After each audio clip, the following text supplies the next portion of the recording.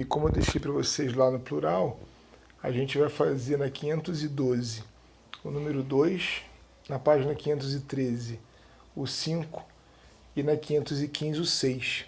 Eu sorteei esses por entender que são demandas bastante intensas em termos de vestibular, tá bom?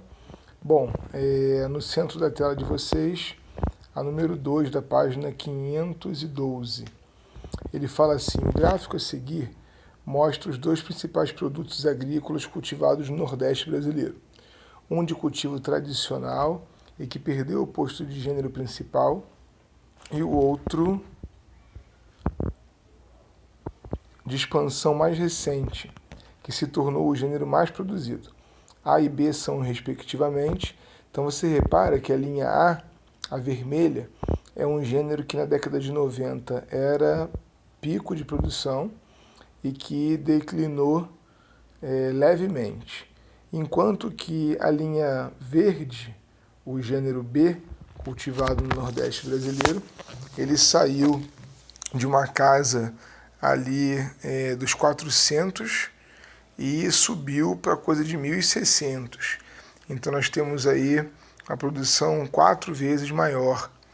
Nas opções, a gente vai identificar com uma certa clareza cana e soja, é o item A, porque ele está falando de uma produção para exportação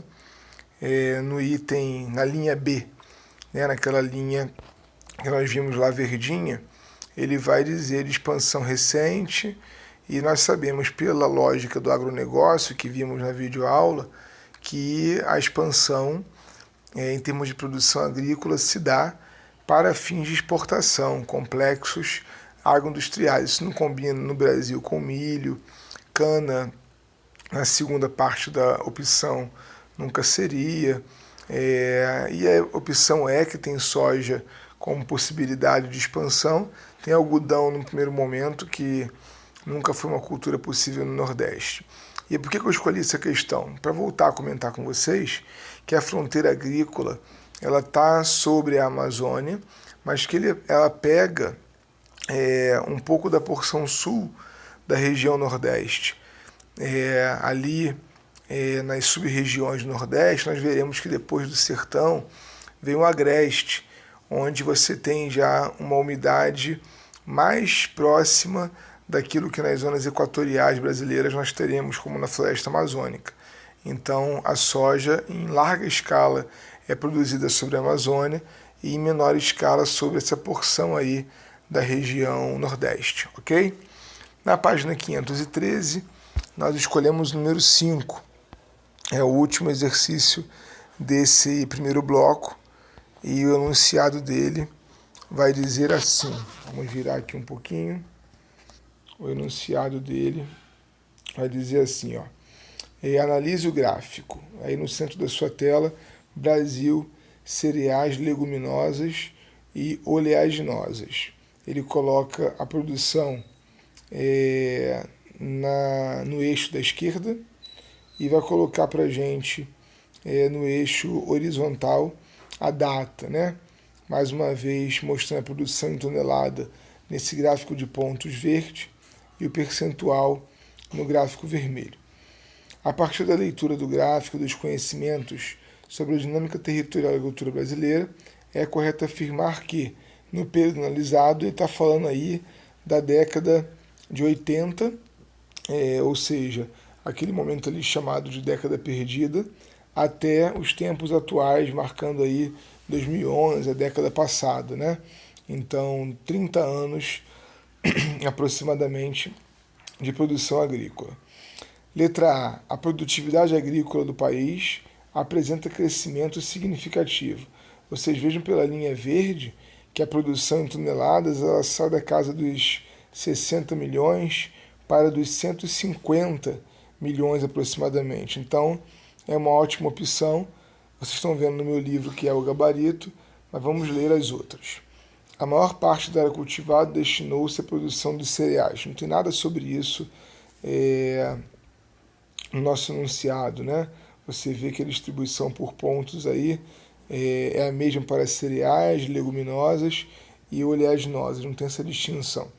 O fraco aumento, letra C, da área cultivada indicou o esgotamento da fronteira agrícola.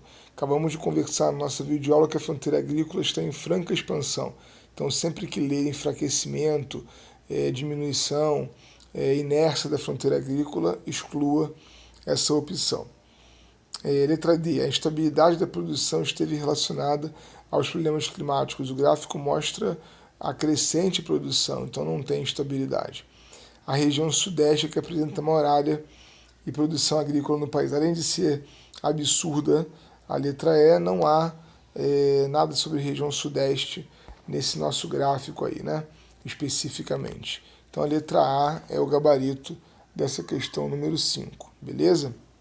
Na página, virando de novo, na página 516, nós teremos o número 6, na página 515, o número 6.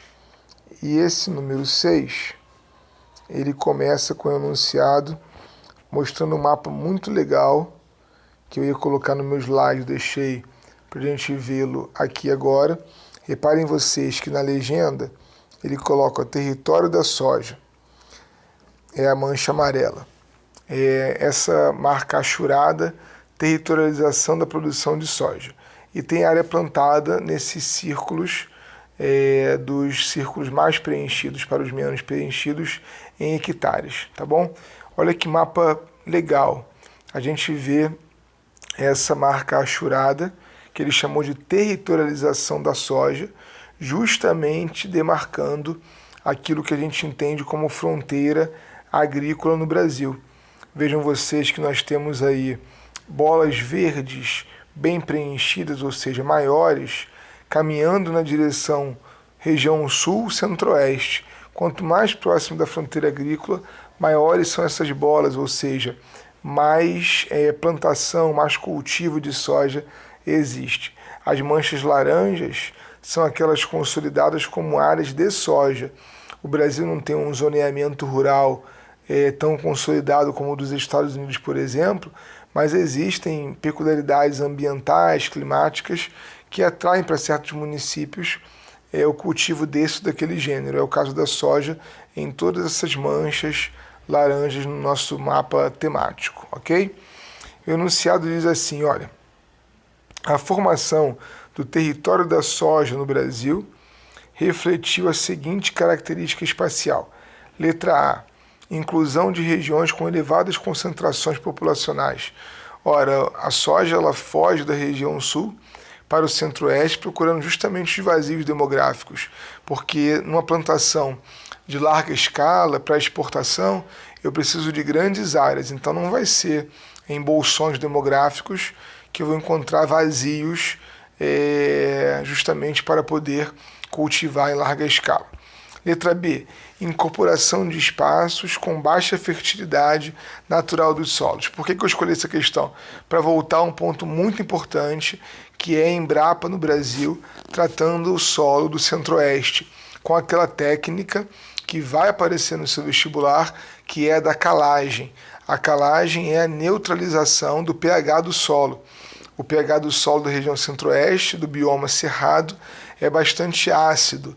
Então a calagem nada mais é do que o pH básico sendo buscado por um tratamento com aditivos. Então isso, graças a estudos bem complexos da agronomia brasileira, possibilitam a plantação na região centro-oeste. Nada para se comemorar, porque foi isso que destruiu o bioma cerrado, que só está presente hoje em 7% da sua vegetação original, e foi isso também que criou uma série de problemas ambientais para a região centro-oeste, como o do buraco da camada de ozônio, produzido aí pelas flatulências bovinas, já que também são estados produtores de gado, né, de carne para corte, muito mais do que a pecuária intensiva para o gado leiteiro, mas gado para corte e também a soja.